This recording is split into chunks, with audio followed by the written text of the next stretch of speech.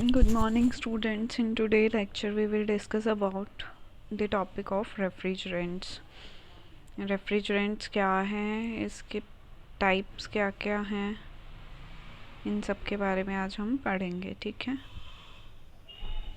Refrigerant is the media used for heat transfer in a refrigerating system that absorb heat during evaporation from the region of low temperature and pressure and release heat during condensation at a region of higher temperature and pressure.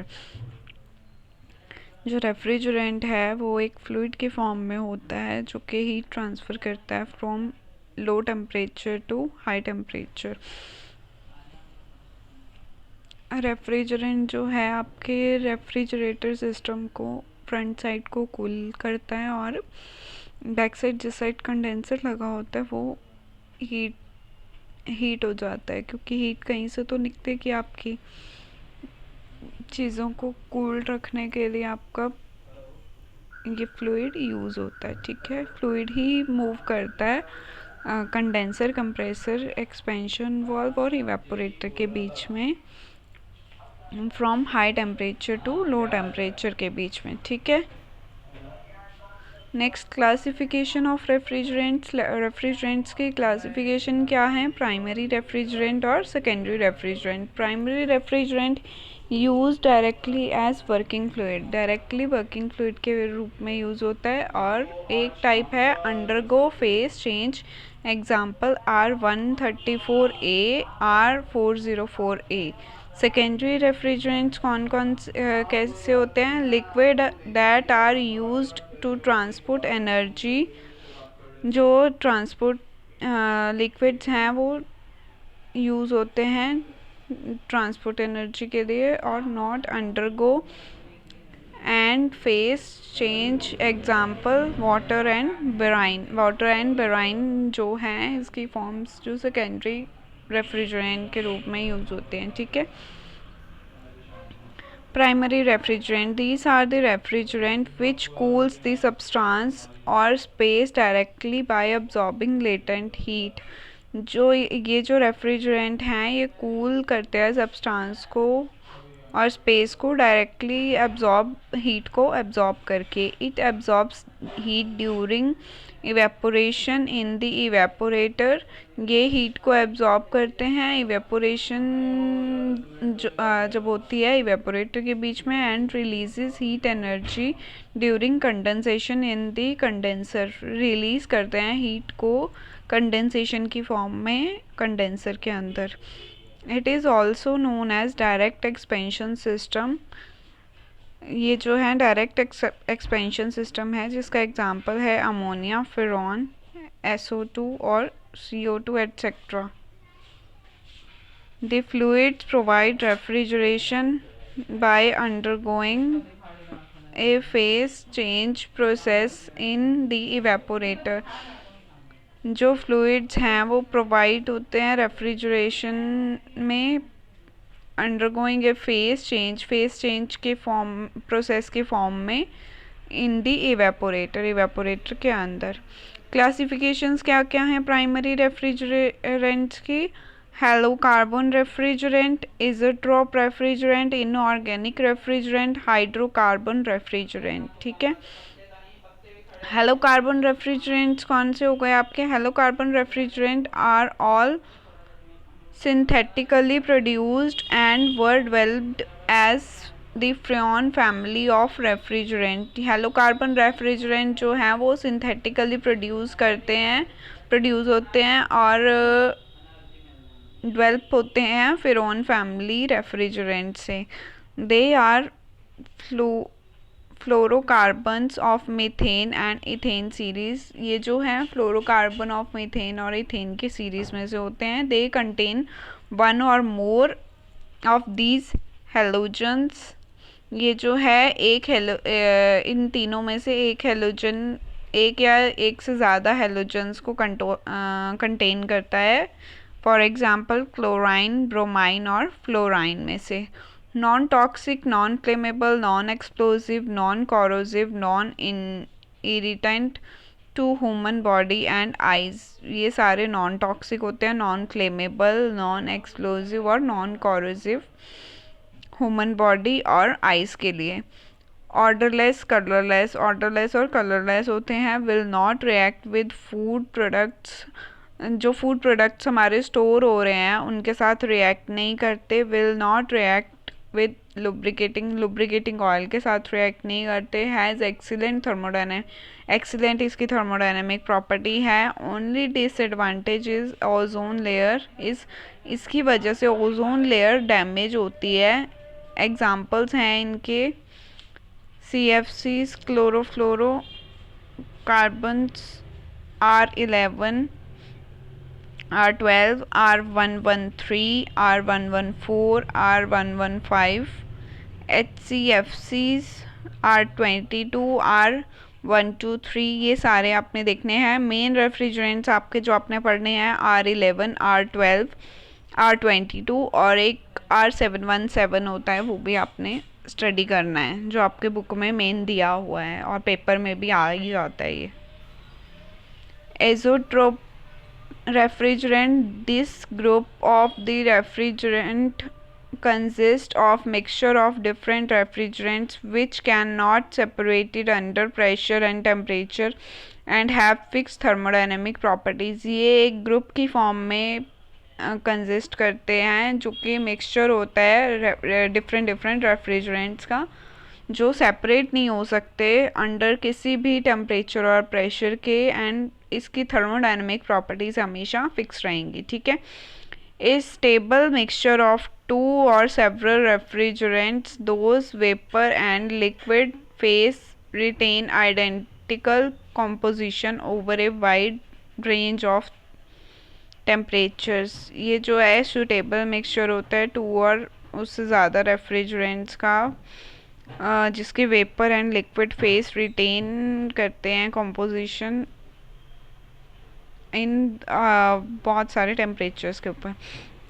Azeotropic mixture are designated by 500 series. Azeotropic mixture जो है वो designate होता है 500 series के बीच में। Example क्या क्या हैं इसके? R500 जो कि 73.8% है, R12 एंड 26.2%, ये सारे आपने देख लेने हैं। ठीक है।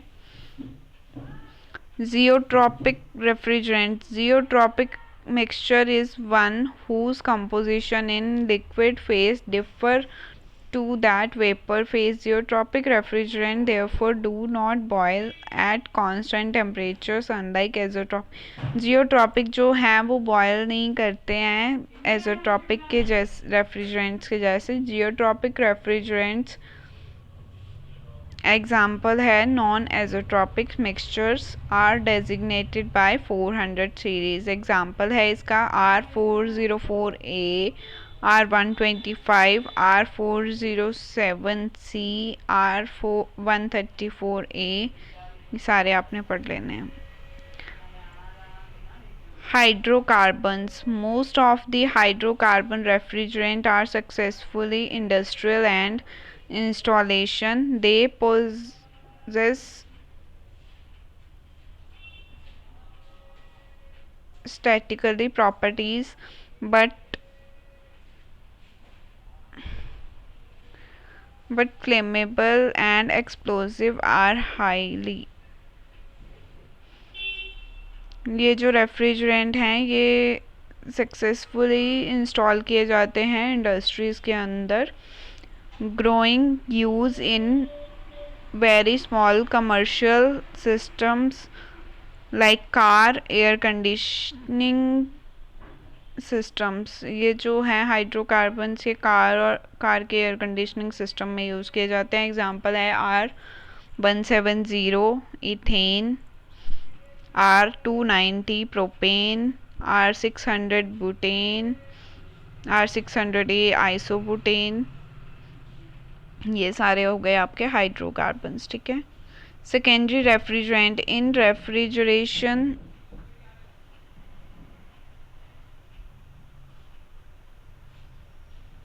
of a secondary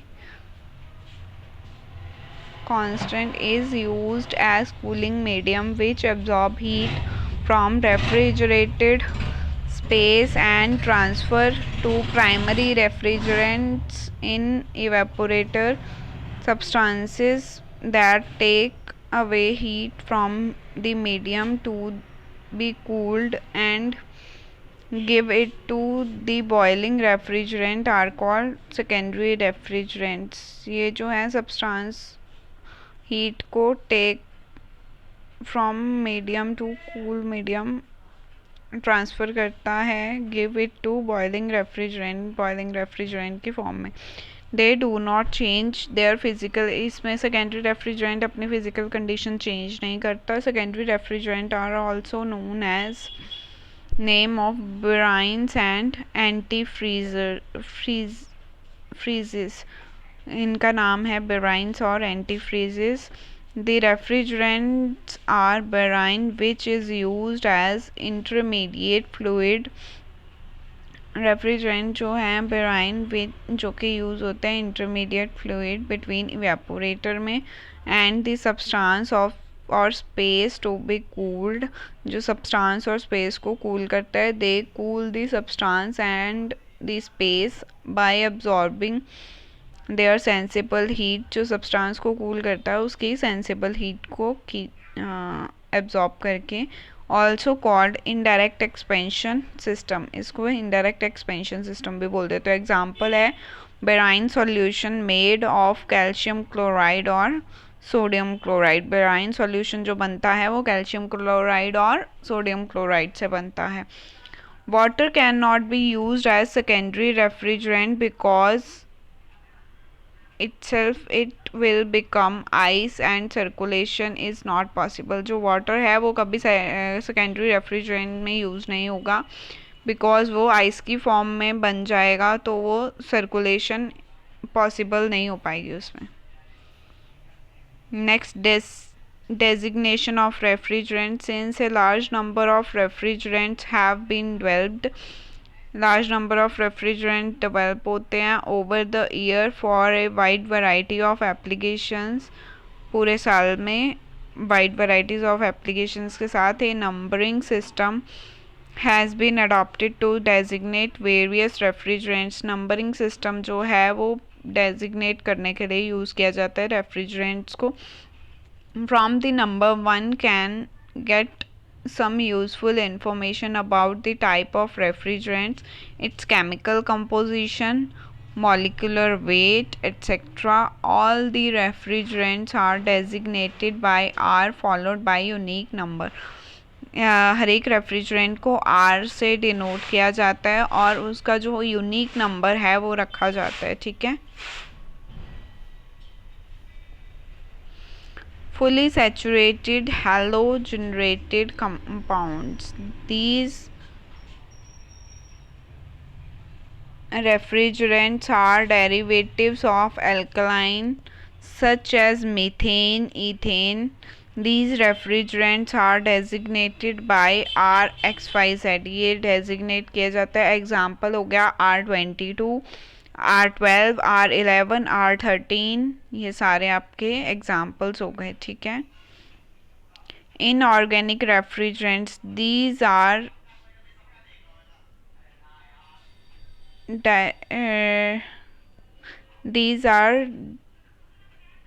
desired derivative by number 7 followed by the molecular weight of the refrigerant rounded off. Example ammonia. Molecular weight इसका है 17.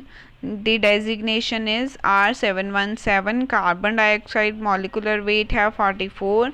डेजिग्नेशन है इसकी R744. वाटर का मॉलिकुलर वेट है 18. इसकी डेजिग्नेशन हो गई R718. तो इन ऑर्गेनिक रेफ्रिजरेंट्स में 7 को फॉलो किया जाता है. ठीक है. मॉलिकुलर वेट होएगा जितना उसके अकॉर्डिंग आपका उसको रेफ्रिजरेंट को डेजिग्नेट किया जाता है. ठीक है. Thermodynamic properties of refrigerant. Thermodynamics properties क्या हैं? Boiling and condensing, temperature and pressure, freezing temperature, critical temperature, discharge temperature, latent heat of vaporization क्या है, specific heat density of refrigerant. Boiling and condensing temperature and pressure. The boiling temperature of refrigerant at atmospheric pressure should be low. जो boiling temperature है वो refrigerant का atmospheric pressure पे लो रहेगा. The evaporator and condensing temperature determine the pressures. जो evaporator है and temperature condensing temperature determine the pressure. The maximum condensing temperature is largely affected by climatic condition. जो maximum condensing temperature है वो largely affected है climatic conditions के लिए. It is desirable to select a refrigerant whose saturation pressure desirably to select a refrigerant whose saturation temperature at minute operating temperature in a few pounds above atmospheric pressure. If the boiling temperature of refrigerant is high at atmospheric, अगर boiling temperature high है atmospheric pressure पे, the compressor has been operate high vacuums. जो compressor है वो operate होएगा high vacuum पे. Both evaporator and condenser pressure should be positive. Evaporator और condenser का प्रेशर हमेशा पॉजिटिव रहेगा and it should be near to atmospheric pressure. ये जो है नियर बाय होएगा एटमॉस्फेरिक प्रेशर के. Boiling temperature and at pressure R11 का 21.77, R12 -29, R21 का 9, R30 39.8. Freezing temperature should have low freezing temperature since the freezing temperature of most of refrigerants का कितना होता है, below -35 degree Celsius. Critical temperature should be well above the maximum condensing temperature. Critical temperature हमेशा maximum रहेगा condensing temperature से. Discharge temperature. High discharge temperatures from the compressor should be avoided. It causes some refrigerant breakdowns as well as poor lubrication effectiveness. Latent heat of vaporization, heat which convert the refrigerant from the liquid state to vapor. It should have higher value density. Low vapor density refrigerants are preferred. Viscosity. Low viscosity of the liquid refrigerant is desired to reduce the pressure drop in lines. ठीक है. Thermodynamic properties देख लेना. Chemical properties of refrigerant. Toxicity rated based on the effect on human being over specified period should be non-toxic and non-irritation. Flammability and explosion hazards should be non-flammable and non-explosive. Refrigerant odors can be both at assessed and a hazard. Make it easy to detect the leaks but at the same time may contaminate foodstuff in storage.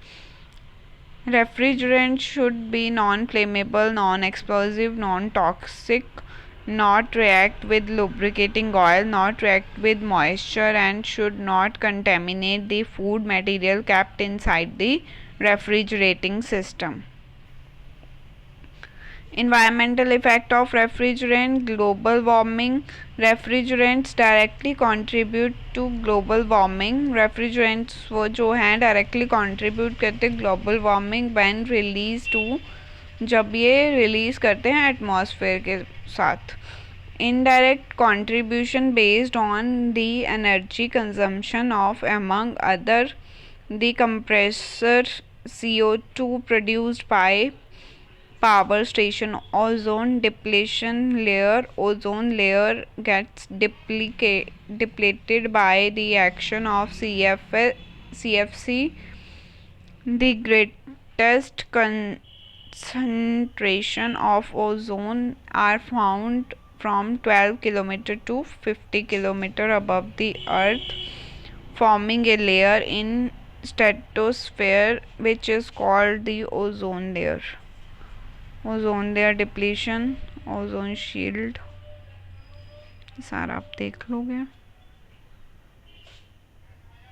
UV radiations hit CFC, chlorine atom break away, chlorine atom hits ozone molecule, chlorine atom takes one oxygen atom to form chlorine monoxide and one molecule of oxygen. Oxygen atom hits chlorine monoxide molecule. Two oxygen atoms form the oxygen molecule. Chlorine atom is free and repeat the depletion process. The health and environment concern caused by the breakdown of ozone layer include increases in skin cancer, suppression of human immune response system, increase in cataracts, damage to crops, damage to aquatic organisms, increase in global warming. Other important terms: ozone depletion potential. According to the Montreal Protocol, the ODP of refrigerant should be 0, that is, they should be non-ozone depletion substance. Refrigerants having non-zero ODP have either already been phased out, example R11, R12, or will be phased out in near future, example R22, since ODP depend mainly on the presence of chlorine and or bromine in the molecule. Refrigerants having either chlorine, that is CFCs, and HCFCs or bromine cannot be used under the new regulations. Global warming potential. Refrigerant should have a low global warming potential value as possible to minimize the problem of global warming. Refrigerant with 0 ODP but a high global warming potential, example R134A, are likely regulate in future. Total equivalent warming index. The factor of this considered both direct due to release into atmosphere and indirect through energy consumption. Contribution of refrigerants to global warming. Naturally, refrigerants with as a low value of total equivalent warming index are preferably from global warming point of view. अगर कोई question है, कोई query है, आप पूछ सकते हो.